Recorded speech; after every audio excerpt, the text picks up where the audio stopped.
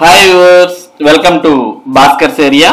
ఆంధ్రప్రదేశ్ రాష్ట్రంలో mega DSC notification కోసం ఎదురు చూస్తున్నటువంటి నిరుద్యోగ ఉపాధ్యాయ అభ్యర్థులకు శుభవార్త.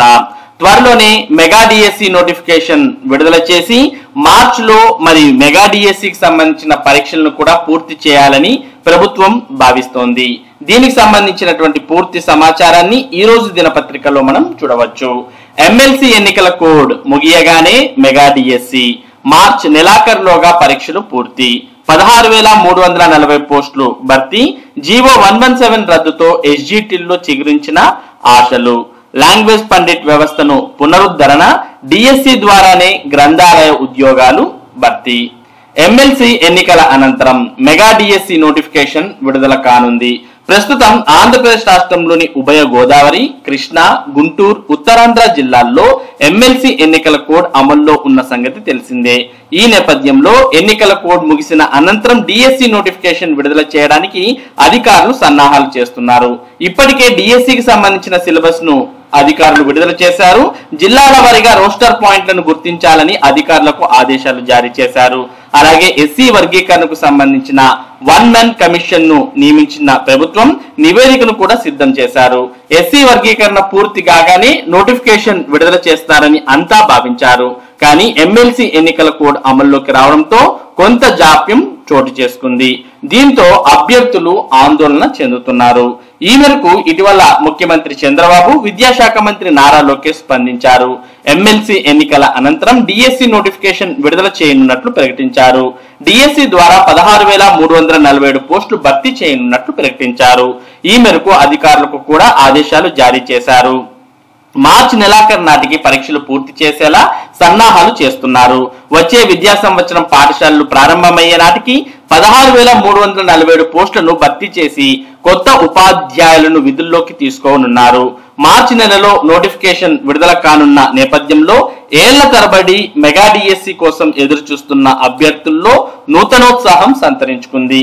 మార్చి నెలలోనే పరీక్షలు జరగనుండడంతో అభ్యర్థులు తీవ్ర కసరత్తు చేస్తున్నారు. ఈసారి డిఎస్సి పరీక్షలకు భారీ సంఖ్యలో అభ్యర్థులు హాజరవుతారని అధికారులు అంచనా వేస్తున్నారు. గత వైసీపీ ప్రభుత్వం అమల్లోకి తీసుకొచ్చిన జీవో 117 పాఠశాల విద్యలో అత్యంత సమస్యాత్మకంగా మారింది. కూటమి ప్రభుత్వం జీవో 117 ను రద్దు చేస్తామని ప్రకటించింది. ఈ మేరకు అధికారులు సన్నాహాలు చేస్తున్నారు. డిఎస్సి పరీక్షల్లోగా జీవో 117 ను పూర్తిగా రద్దు చేస్తే ఎస్జిటిలకు మేలు జరుగుతుందని ఉపాధ్యాయులు చెబుతున్నారు. జీవో 117 వల్ల గత వైసీపీ ప్రభుత్వంలో ఎస్జిటిలకు తీవ్ర నష్టం వాటిల్లిందని ఆవేదన వ్యక్తం చేస్తున్నారు. జీవో 117 రద్దు అనంతరం వచ్చే విద్యా సంవత్సరం నుంచి పాఠశాలను పునర్వ్యవస్థీకరించనున్నారు.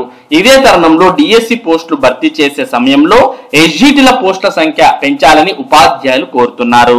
అలాగే పాఠశాలల పునర్వ్యవస్థీకరణతో విద్యార్థుల సంఖ్య పెరిగే అవకాశం ఉందని భావిస్తున్నారు. పాఠశాలల విలీనం, సుదూర ప్రాంతాల్లో ఉన్న పాఠశాలలకు వెళ్లలేక తదితర గత ప్రభుత్వ విధానాల వల్ల వేలాది మంది విద్యార్థులు ప్రైవేట్ పాఠశాలల్లో చేరారు. పాఠశాలల విలీనాన్ని కూటమి ప్రభుత్వం వచ్చే విద్యా సంవత్సరం నుంచి రద్దు చేస్తుండటంతో ఆ విద్యార్థులంతా తిరిగి ప్రభుత్వ పాఠశాలల్లోకి చేరుతారని ఉపాధ్యాయులు భావిస్తున్నారు. విద్యార్థుల సంఖ్య పెరిగితే టీచర్ పోస్టుల సంఖ్య కూడా పెరుగుతుందని ఆశిస్తున్నారు. ఇక లాంగ్వేజ్ పండిట్ వ్యవస్థను పునరుద్ధరించాలి.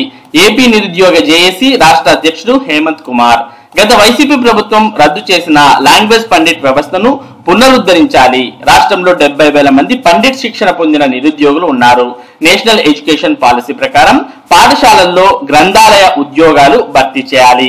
గత 14 సంవత్సరాలుగా జిల్లా గ్రంథాలయాలలో పాలిటెక్నిక్, ఇంజనీరింగ్, డిగ్రీ కళాశాలల్లో గ్రంథాలయ విద్యను అభ్యసించే వారికి నోటిఫికేషన్ ఇవ్వలేదు.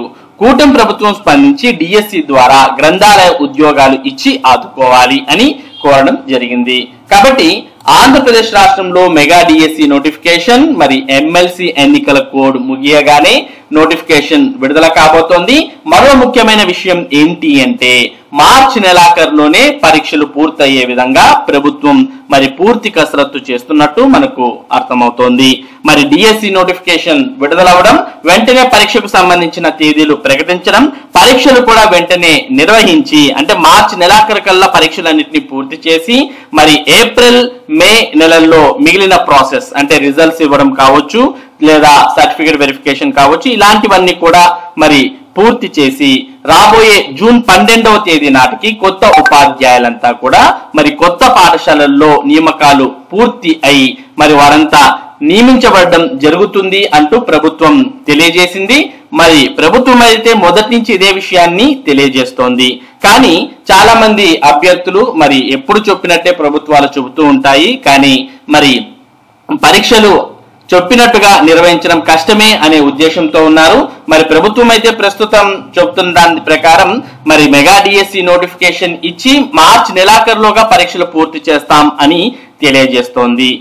మరి మరోపక్క ఎస్సీ వర్గీకరణకు సంబంధించిన నివేదిక కూడా సిద్ధంగా ఉంది అంటూ కూడా ఇక్కడ సమాచారాన్ని మనం చూస్తూ ఉన్నాం. కాబట్టి ఎమ్మెల్సీ ఎన్నికల కోడ్ పూర్తి అవ్వగానే ఎస్సీ వర్గీకరణకు సంబంధించినటువంటి నివేదికను ప్రభుత్వానికి సమర్పించడం జరుగుతుంది. వెంటనే మెగా డిఎస్సి నోటిఫికేషన్ విడుదల చేసి మరి పరీక్షలను కూడా మార్చి నెలాఖరులోగా పూర్తి చేసే విధంగా ప్రభుత్వం అన్ని ఏర్పాట్లు పూర్తి చేసినట్టు ఇక్కడ మనకు తెలుస్తోంది. దాంతో పాటు లాంగ్వేజ్ పండిట్ వ్యవస్థను పునరుద్ధరించడంతో పాటు డిఎస్సి ద్వారానే గ్రంథాలయ ఉద్యోగాలు కూడా భర్తీ చేసే ఉద్దేశంలో ఉన్నట్టు మనకి ఇక్కడ క్లియర్ గా అర్థమవుతోంది. కాబట్టి ఎవరైతే మెగా డిఎస్సి నోటిఫికేషన్ కోసం సిద్ధమవుతున్నటువంటి అభ్యర్థులు ఉన్నారో మరి వారంతా కూడా ఈ విషయాలను దృష్టిలో పెట్టుకొని మరి మీ యొక్క ప్రిపరేషన్ అనేది మరింత సీరియస్ గా కొనసాగించాల్సిన అవసరం ఉంది. మరి ప్రస్తుతం ప్రభుత్వం చెప్తున్నట్టుగా మరి మార్చి నెలాఖరులోగే పరీక్షలనేవి పూర్తి చేసే విధంగా నోటిఫికేషన్ విడుదలైతే మరి అభ్యర్థులు ముందు నుంచి ఎవరైతే చదువుతున్నారో అటువంటి వారికి మరి ఎంతో ప్రయోజనకరంగా ఉంటుంది. మరి నోటిఫికేషన్ వచ్చిన తర్వాత చదువుదాం అనుకునేటటువంటి వారు హైరాణ పడే అవకాశాలు ఉన్నాయి. కాబట్టి ఇవన్నిటిని దృష్టిలో పెట్టుకొని మీ యొక్క ప్రిపరేషన్ అనేది కొనసాగించాలి. ఇది మెగా డిఎస్సికి సంబంధించినటువంటి సమాచారం. ఇక ఆంధ్రప్రదేశ్ రాష్ట్రంలో గ్రూప్ 2 పరీక్షలు అనేవి కూడా ప్రభుత్వం నిర్వహించడం జరిగింది. ఇక గ్రూప్ 2 మెయిన్స్ కు 79,599 మంది హాజరయ్యారు. ప్రశాంతంగా ముగిసిన పరీక్ష కేంద్రాల వద్ద పటిష్ట భద్రత, తనిఖీలు చేసిన జిల్లా కలెక్టర్లు, తిరుపతిలో పెళ్లి దుస్తులతో పరీక్షలు రాసిన నవ వధువు అంటూ ఇక్కడ మనం చిత్రంలో కూడా చూడవచ్చు. తిరుపతిలో పరీక్ష కేంద్రానికి పెళ్లి దుస్తుల్లోనే వచ్చిన నవ వధువు అంటూ మరి 1 నిమిషం ఆలస్యంగా వచ్చిన దివ్యాంగుడు అభ్యర్థనతో అనుమతి. గ్రూప్ 2 మెయిన్స్ పరీక్షల ప్రశాంత వాతావరణంలో ముగిశాయి. అభ్యర్థుల ఆందోళన నేపథ్యంలో ఎక్కడ అవాంఛనీయ ఘటనలు చోటు చేసుకోకుండా పకడ్బందీగా అధికారులు ఏర్పాట్లు చేశారు.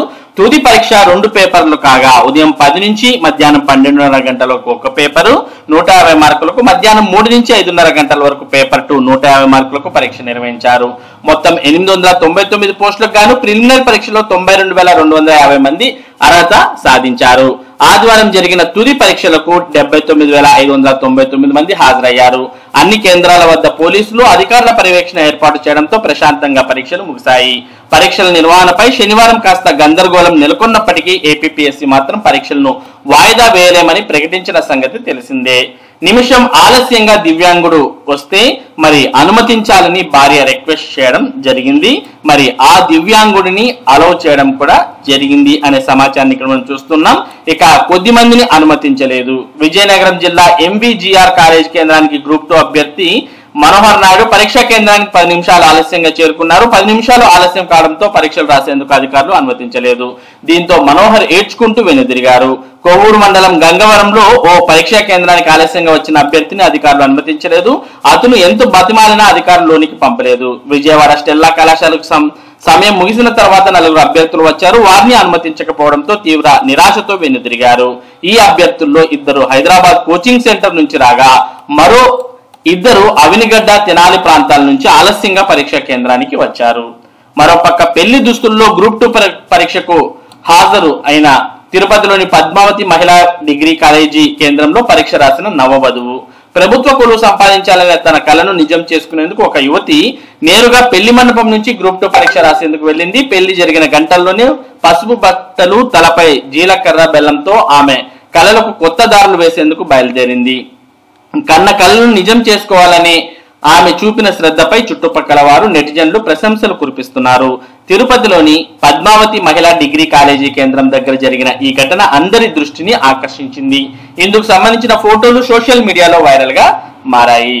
అడ్డుకున్న సిబ్బంది. మమత తలపై జీలకర్ర బెల్లం పెళ్లి దుస్తులు ధరించిన ధరించి పరీక్షా కేంద్రానికి రావడంతో సిబ్బంది ఆమెను పరీక్షకు అనుమతించలేదు. ఆమె చాలాసేపు అక్కడే ఉండి విజ్ఞప్తి చేయడం విషయాన్ని ఆమె భర్త ఉన్నతాధికారుల దృష్టికి తీసుకెళ్లారు. పద్మావతి మహిళా degree college principal doctor Narayanamma నవవధువును పరీక్ష రాసేందుకు అనుమతించడంతో మరి సుఖాంతం అవడం జరిగింది. మొత్తానికి ఆంధ్రప్రదేశ్ రాష్ట్రంలో గ్రూప్ 2 పరీక్షలు, మెయిన్స్ కు సంబంధించిన పరీక్షలు పూర్తయ్యాయి. మరి ఇవి ఈ రోజు ఉన్నటువంటి ముఖ్యమైన విద్యా మరియు ఉద్యోగ సంబంధిత సమాచారం. ఇటువంటి ముఖ్యమైన సమాచారాన్ని భాస్కర్స్ ఏరియా మీకు అందిస్తూ ఉంటుంది. మరి ఈ సమాచారం మీరు మిస్ కాకుండా పొందాలి అంటే మన భాస్కర్స్ ఏరియా యూట్యూబ్ ఛానల్ కు సబ్స్క్రైబ్ అవ్వండి. Thank you for watching this video.